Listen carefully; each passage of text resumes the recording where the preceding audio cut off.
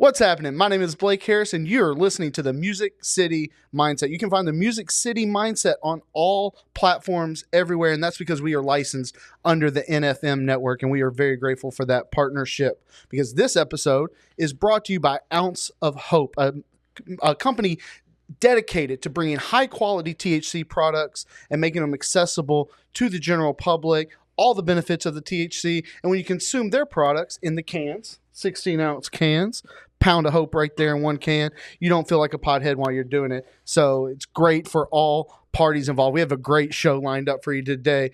We have a show that'll make you feel like a cheeky little lad once again, but it's going to be so good because I'm not here alone.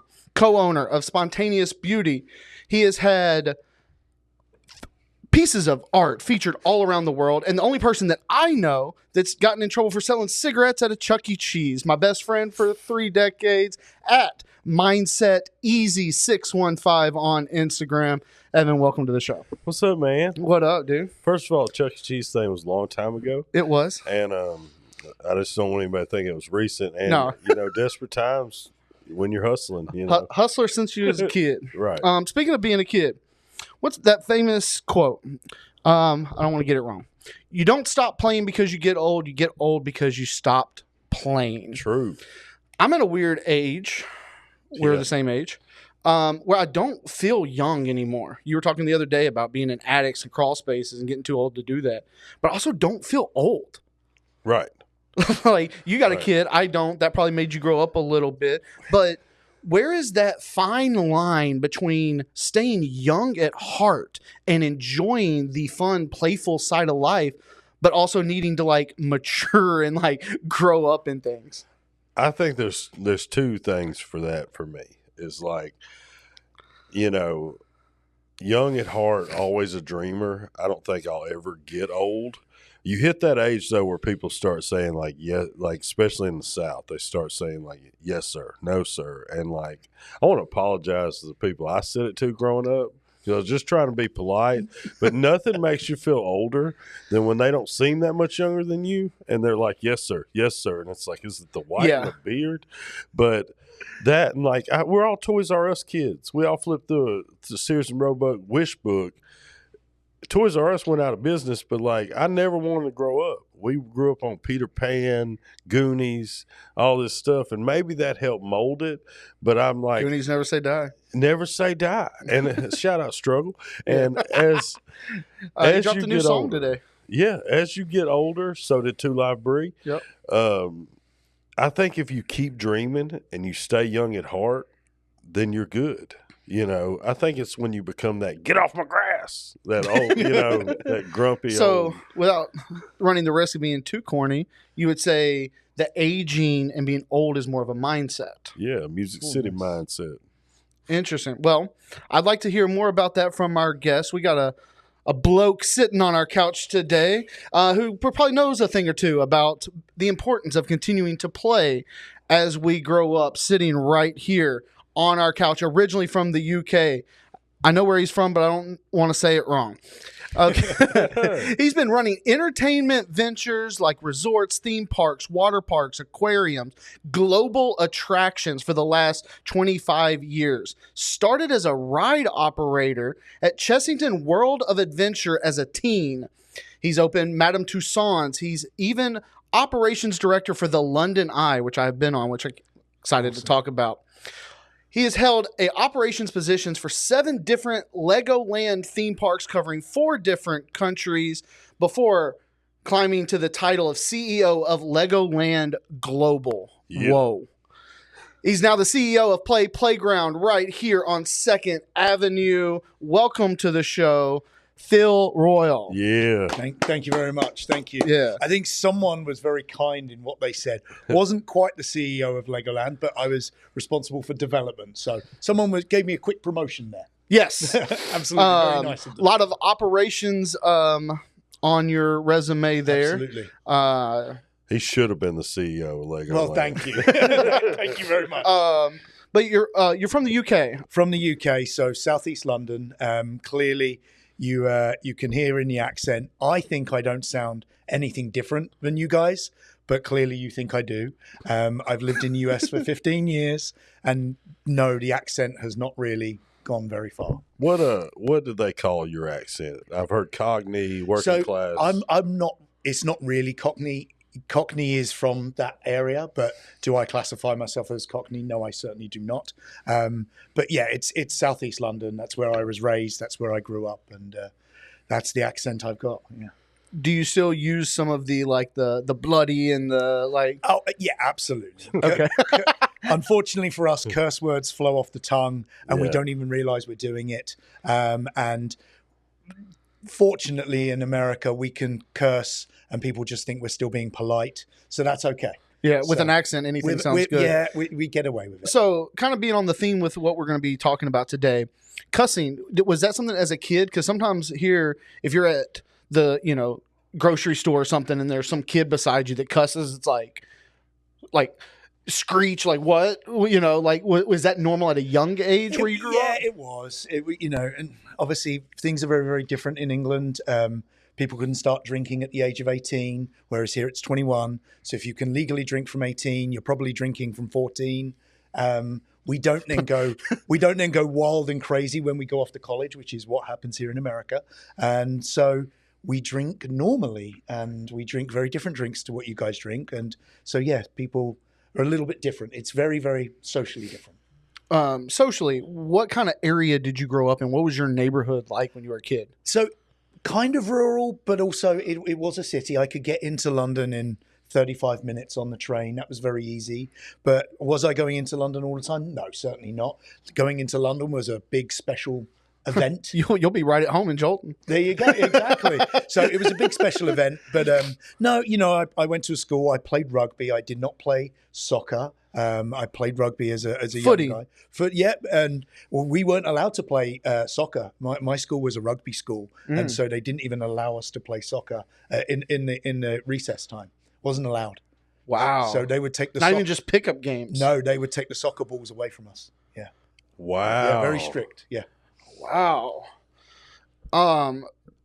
That's I would just assume that would be everywhere.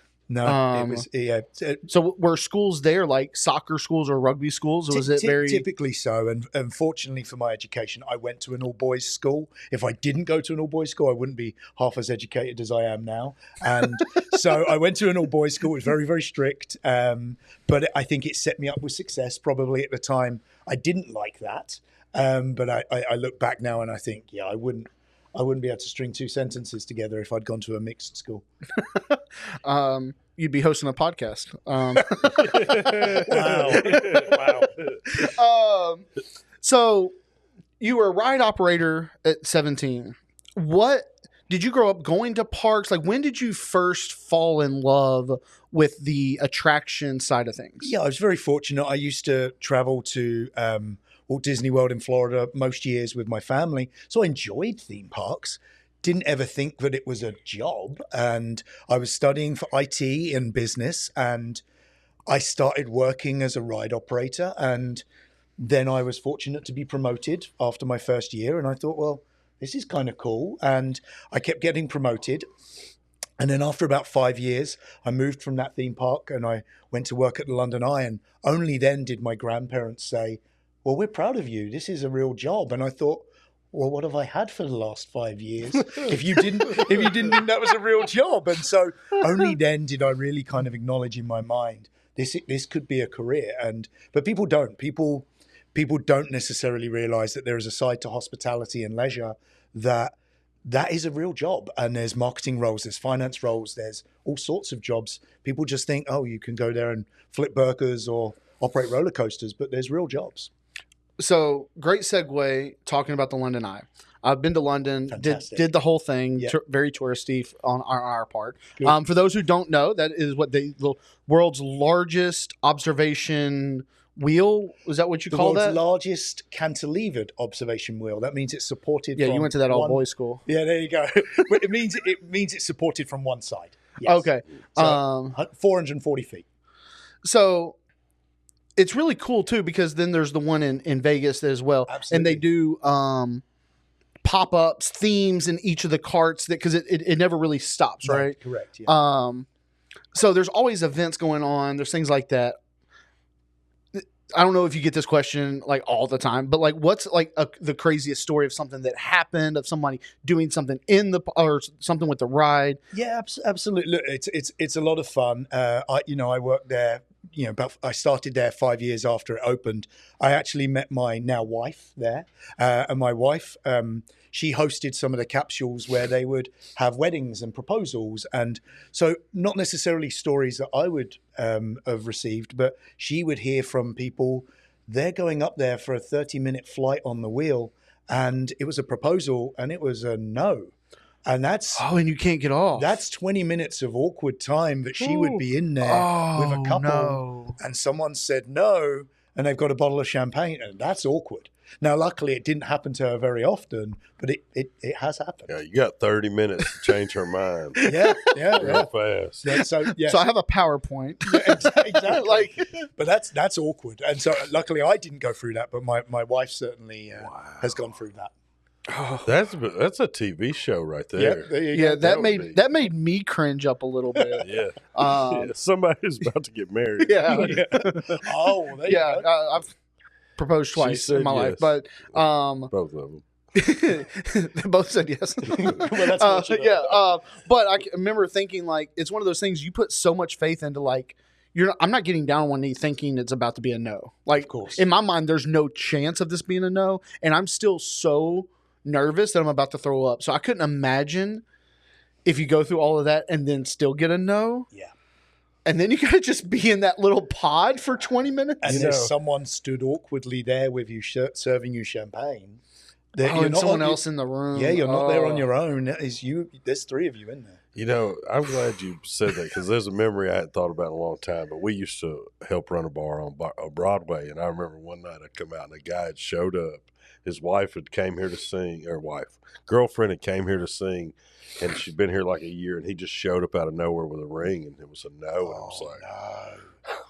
It's just horrific. Yeah. Horrific. That's so traumatic to even think of. Yeah, absolutely. Yeah. What about, is there anything like scary that happened with the wheel? Like that thing just runs like? No, it's honestly, it's a feat of engineering. It opened in the year 2000, so it's 25 years old now.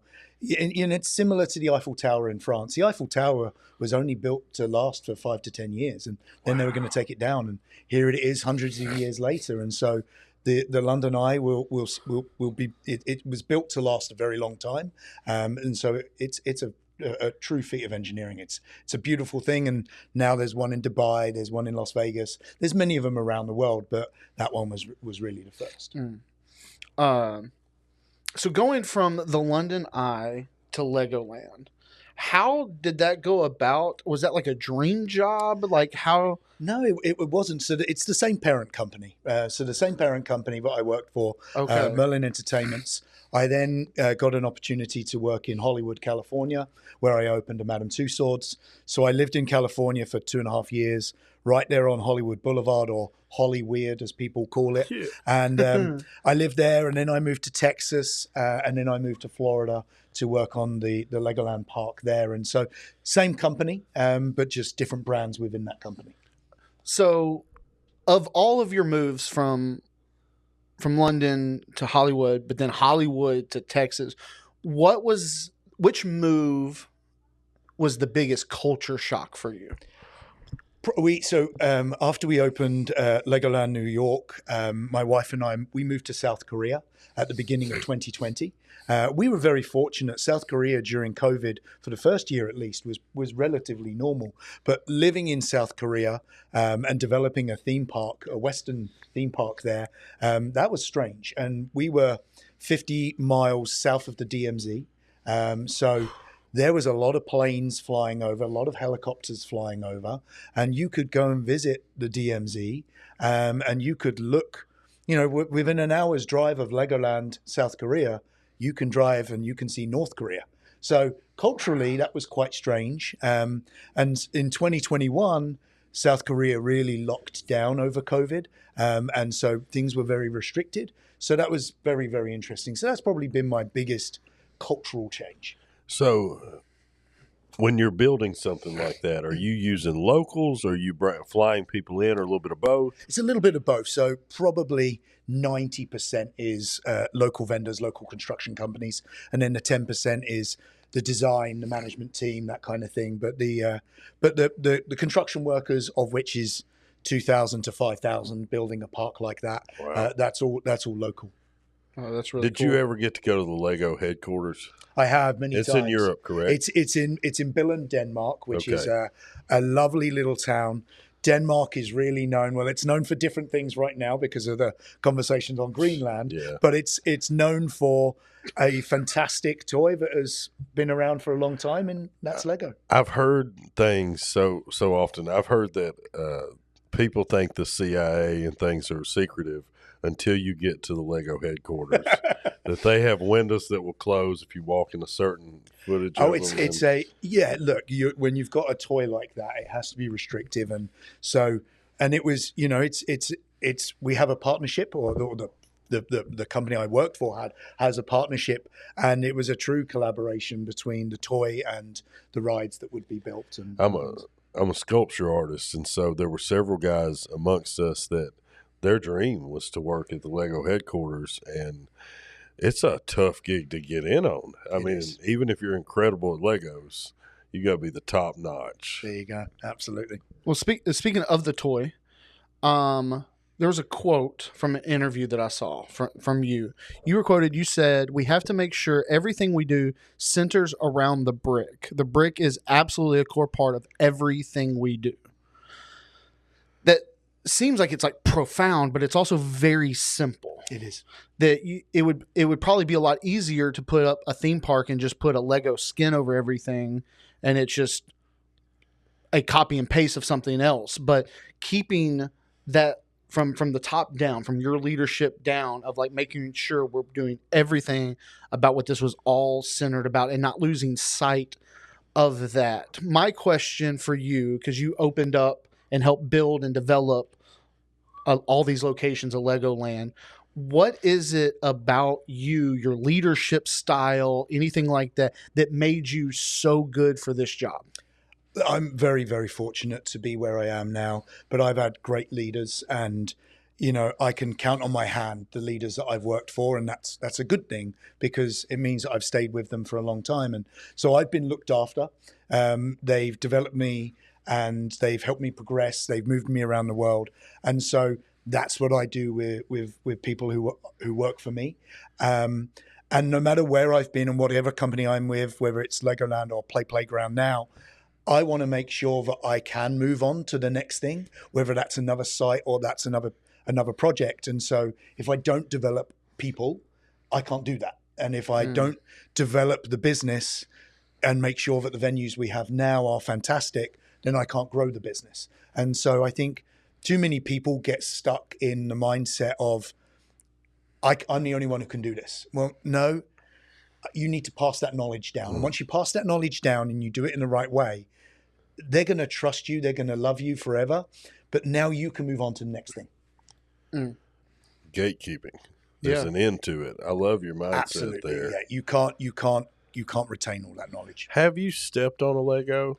I have many times. Yeah, I have many times, and it's not part fun. of the training? Yeah, it's not fun. And hey, maybe that's a new activity I need to put into Playground. I think that's the beauty of that brand, though. Yes. Is the fact that like every time I step on one, it is I feel like Bruce Willis in Die Hard. There you go. Absolutely. But yep. I still love Legos. There you go. Yeah.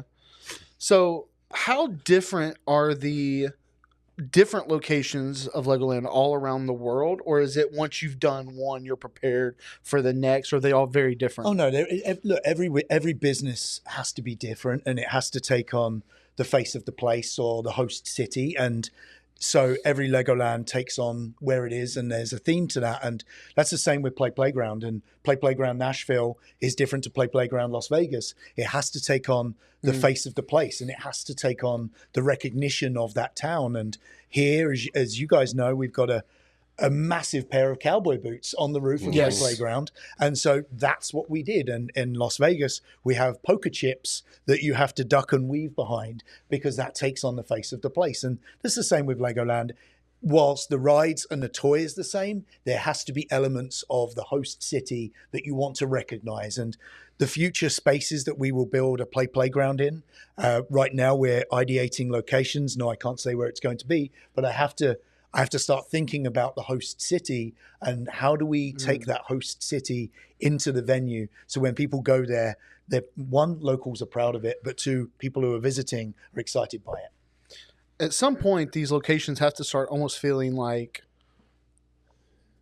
children almost. Like you kind of birthed these Yes. locations. Is there any of them, not that you can have a favorite kid, is there one of these locations that really stands out that like you're really proud of what you were able to accomplish there and what they're doing now? Yeah, absolutely. I'm very proud of the location that we built in New York. It's 65 miles northwest of Manhattan. It sits on 550 acres.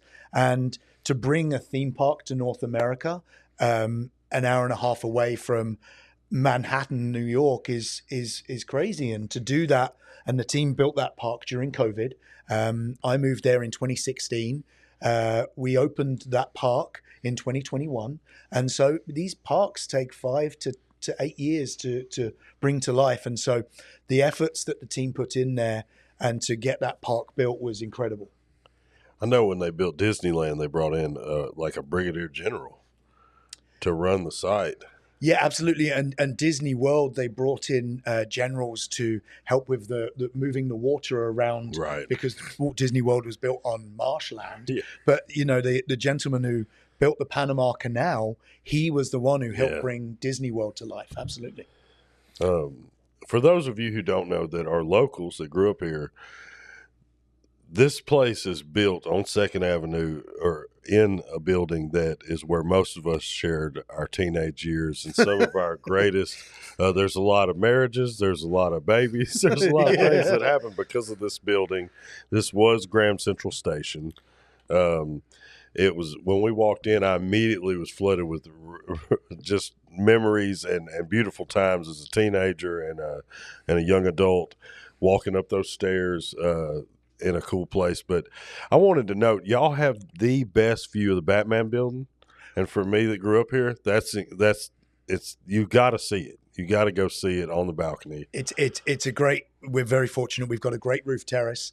That roof terrace looks over the Cumberland River, looks over Nissan Stadium, and then yes, the Batman building, the AT&T building, and it's amazing. And it's you've got this view. You've got these huge cowboy boots right there on the roof.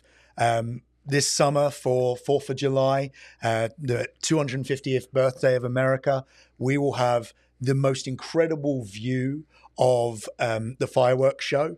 And from what I understand, from what the team tell me, there was literally fireworks going off above the roof. And so it will be an incredible view that I'm looking forward to seeing. It's just funny to hear someone with a British accent getting excited about the the birthday of America. Absolutely. It's like breaking up with your girlfriend, but you guys celebrate it every year and with fireworks. Yeah. So it's nice. Can we throw tea off of the? You can Off the rooftop. You can throw tea off of the rooftop. That's fine.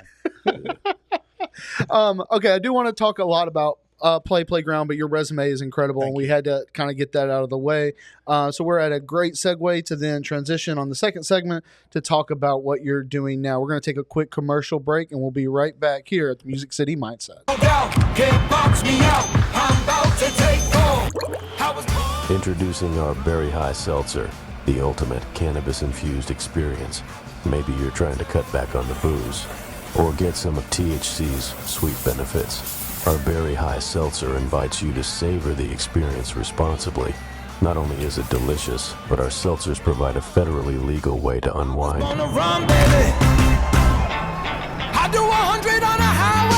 And we're back. And we're back. We are here at Music City Mindset. We are here with Phil Royle of Playground. The last thing I want to touch on is you answered that last question for me perfectly, because I saw in multiple interviews you reference back to what you did in New York. So I really want to like, you gave the brush over answer, but what is it really about that situation and developing there that like really like sticks with you of like, why is that one more special?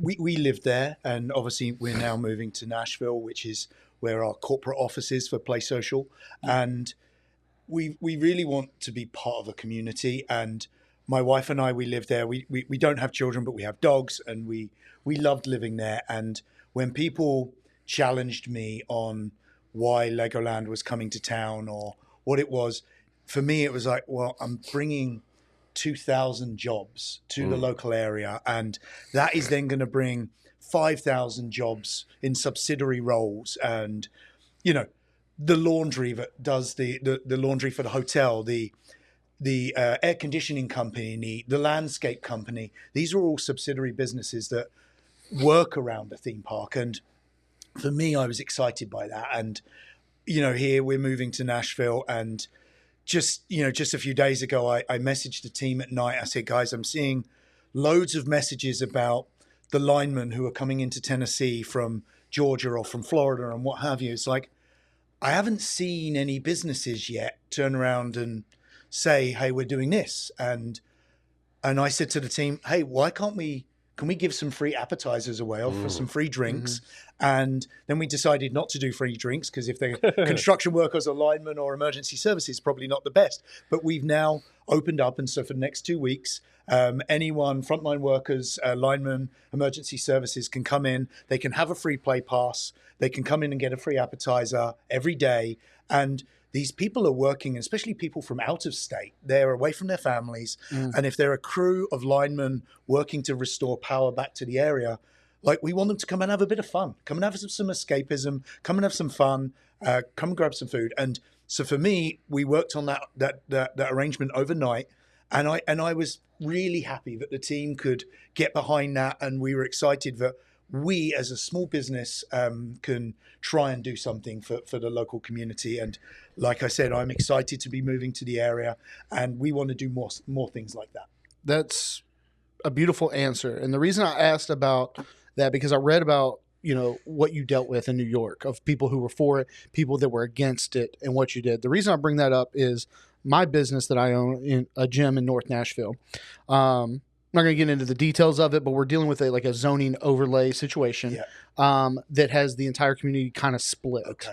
So what tactics, technique, what the things that did you do that kind of bridged the gap of people that were for something in a community and people that were against it? Obviously, you can give the stats about the job, but how did you get that out there? How did you bring them together? Well, we were lucky. We opened a welcome center, and where I was available, and people could just come in and talk to me, whether they liked the concept or not. They could come in and talk to me, and I would give them real answers. Yes, we built a theme park, and yes, it was going to bring some traffic, but it was also going to bring good things. And we weren't a corporation that was faceless. We had a team on the ground, and we were a real business. And as well, the fact that I lived there in the town and I moved to the village where we were building that theme park, that helped. It wasn't a corporation that was coming in and building a business where their senior leadership team did not live there. And so that really helped me. And we worked through that, and we did some great things in the community. And that business still stands by that. And all of those naysayers have gone strangely quiet. Their grandchildren visit the theme park. We know who they are. And the theme park is not bringing crazy traffic to the area. It's a good thing. And so I think it's just, you can't be faceless. You have to be a real person. Go ahead. Coming from football and sports, I always heard this, what always seemed cliche saying of your best ability is availability. And that was really referencing of like injuries and things like that. But hearing, basically, that's kind of what you said. Like, the best way to go about this is being available to the community. And it's kind of taking that same concept and putting it into a leadership style. That's something that I think I can work with the things we're dealing with. I appreciate that. You're never not everyone is going to be happy with you, but as long as they can speak to you, and you can have a conversation, then they can walk away and they can still be unhappy, but at least they've spoken to you about it. I bet you met some crazy people. Yes, it was an interesting time, and there was signs. My last name is Royle, so they made signs that said. I thought that was fake for sure. No, it wasn't. No, that's straight. You've seen the pictures. No more royalty in Goshen. Phil, go home. That kind of thing. Wow, that's pretty personal. It was, Yeah. but it actually solidified in my heart that they had nothing to go on about the business. They could only go for me. And so that made me happy, thinking if they're going after me, they've got nothing on the business. Come on. So bring it on. And so, yes, it was go home, Phil Royle, no more royalty in Goshen. But I was, I got some cool selfies with some protesters. I was going to say, I probably would I'd have like made to see some of that. those shirts if I were you and just wore them. They decided at one point that red was going to be their color of stop Legoland. And red is one of the primary colors of the Lego brick. And so I called up the team in Florida and I said, hey, I need all red polo shirts, all red jackets for Legoland for the team. And so we walked into one of those zoning meetings and all of our team were all in bright red Legoland shirts to show them that red was not their color. That was our color too. Oh, wow. That's amazing. Okay. So what you're doing now, the whole reason you're here, Playground. With all due respect, with your resume, and when I say with all due respect, I mean to play social and Playground. Yes. With your resume and the things you've accomplished all over the world, why are you here? Why am I here? Look, I was reaching 25 years with my former company. My future development was in China. I've spent the last 18 to 24 months being in China every 2 weeks. So 2 weeks on, 2 weeks off, back and forth between Shanghai and Florida. So did I want something different in my travel schedule? Yes, I did. When I spoke to the former CEO, Jen Worthington, who created the brand, it was something exciting to me. Has 2 locations right now, but the investors behind these projects are fantastic. We've got a great set of investors behind Playground Nashville and Playground Las Vegas. They want me to develop this brand. We're looking at a 3rd location for this summer. My role is to grow this brand and to bring more destinations in North America, but then in the future, bring them internationally as well. And so that's why it was a right time for me. No more China travel for now. A bit more travel back here in North America and develop a great brand. I feel like that's really important, especially with the common theme of what we've been talking about is like continuing to play. And if that's your mindset, being on a plane halfway around the world all the time does start, I'm sure, make it feel a lot like work. A lot of jet lag. It's a lot. And from Florida to Shanghai was 37 hours each way in travel. So that was every 2 weeks. So, but, developing play for children 2 to 12 and now developing Playground for young adults and adults of our age and older, it's not really any different. People want escapism, and we spoke about the storm that's going on around us right now, and people want to go somewhere. They want to forget about what's going on in the real world. They want to grab a bite to eat, have some great drinks, and for Playground, have some fun. And it's not just a regular bar. This is a bar with, as you guys have seen, some great attractions. Yes. And we have a Velcro wall that you can throw yourself against, and we have some great games that you can relive some of your childhood whilst having a great cocktail at the same time. So you just took over. Took over 5th of January. And so obviously what was already kind of solidified earlier in the conversation that you're here to expand more locations, bigger awareness, things like that. How much are you hands-on with the day-to-day things? Like, what are some changes you're already trying to implement, maybe at like the lower level?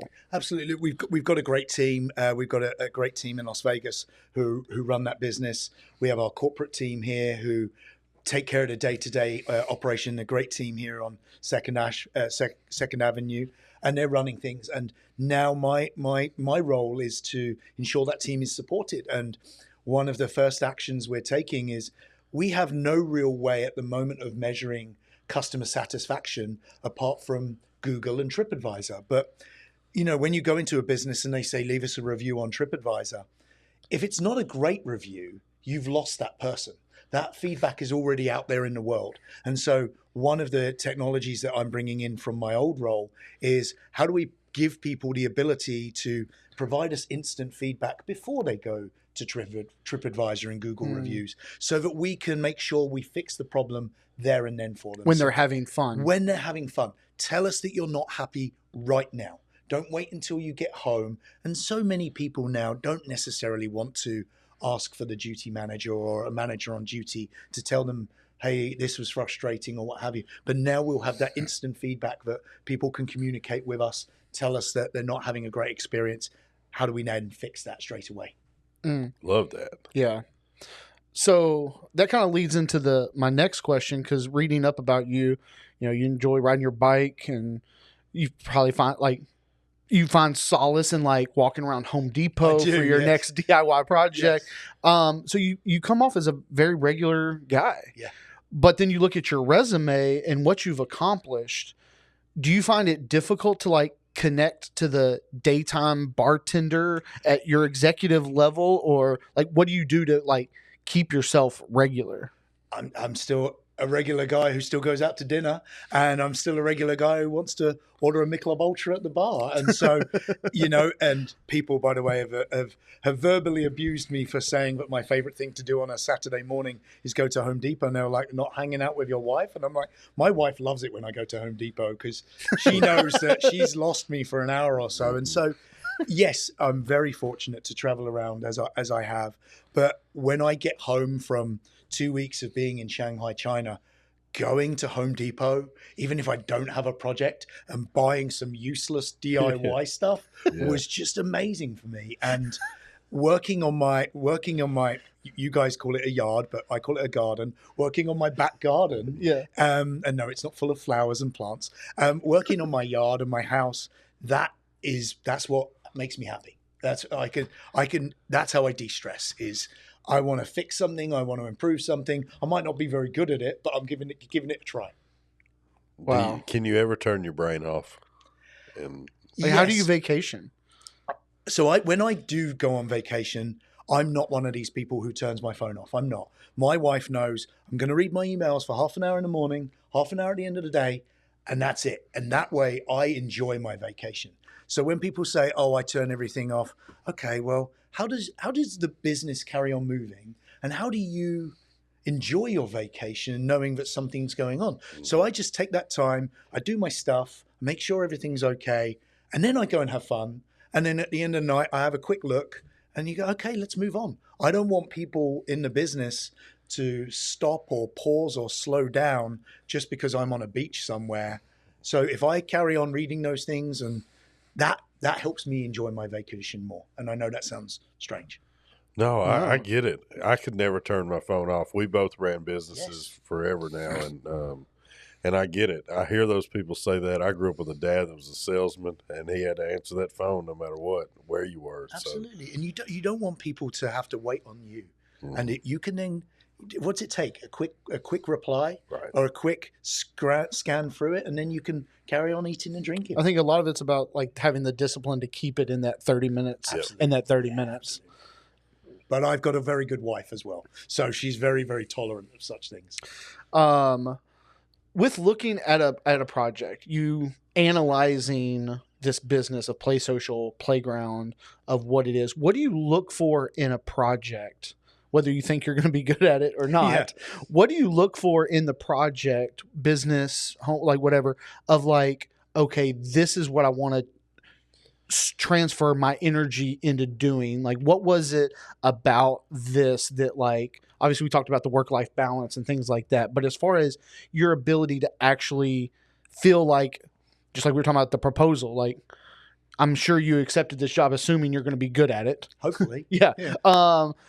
What is it that, like, about this that made you like really want to chase this? It intrigued me. The team, the investment team, and some of the team that I now work with, honestly, they moved fast, and it was fantastic, and that was very refreshing. That they moved fast. They were very honest. Jen, the outgoing CEO, was very, very real, very honest with me. She told me about her plans, what she wanted to go on and do. And I thought, well, that's great. You know, we've enjoyed living in Florida for a number of years. We've been looking at the southern states for the last couple of years to move to. We didn't know where we wanted to be. And so the idea of having the corporate function here in Nashville, my wife was incredibly excited by that. She absolutely loves country music. Yes, I do have boots. Yes, I do have hats. And so we're very excited to be here. And, you know, obviously it's a different, I can see snow out the window now. Yeah, that's crazy. This is a lovely place to be.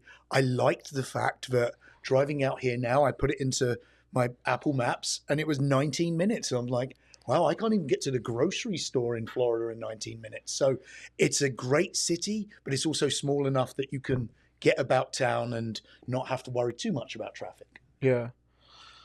So obviously you talked about a new location this summer. What are other goals that you have for Playground? And what, now that you're anchoring yourself down here in Nashville, what are goals you have for yourself outside of business? Yeah, absolutely. So I'm very excited. We're going to bring another playground to North America for this summer. It's about improving the guest experience here here in Nashville, improving the guest experience in Las Vegas. There will be something very, very exciting around the firework display that you will get to see from our roof terrace. So I'm excited about that. What are my goals for myself?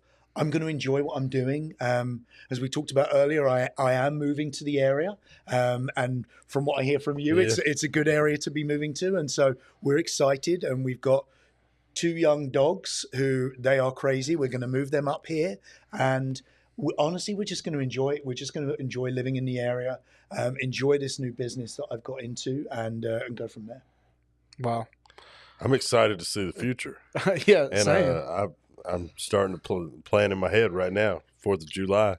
Yeah. I know where I'd like to be. Yeah, oh, absolutely. We've got a good roof terrace. Yeah, let's go ahead and put that into the works there.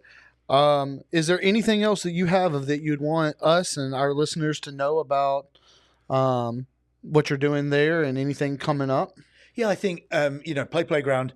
It's going to celebrate its 1 year birthday at the end of February. If people haven't been there, it's on 2nd Ave, and we know that unfortunately 2nd Ave was closed for 5 years. It only really reopened at the beginning of January, and so especially for locals, understanding that 2nd Ave is open, and there are some fantastic businesses on 2nd Ave. And I went into Category 10, Luke Holmes's bar the other day, and wow, that is a phenomenal business. And I think because 2nd Ave was closed for 5 years, probably for locals, it's probably in their mindset that, oh, it's still closed. But actually, no, it is very much open for business. Playground is there. There's some fantastic bars and restaurants along there. So if you don't quite want Broadway and you want a little bit of Broadway, but off to the side, then certainly come to Playground on 2nd Ave, where you can enjoy the games, enjoy the interactions, and have some great food and drink at the same time. I love it because 2nd Ave, like I said, was a big part of our growing up. And it's kind of like, I hate to reference this, but like a forest fire, when you have some devastation and then you see the new growth that comes from the devastation. And that's how I felt walking down 2nd Ave, coming to your place, was that I was so happy inside and out to see, first of all, 2nd Ave open and thriving, but then to come in a place that you can tell it might have came in fast, but it was well planned. It looked great. It felt great. We had a great time.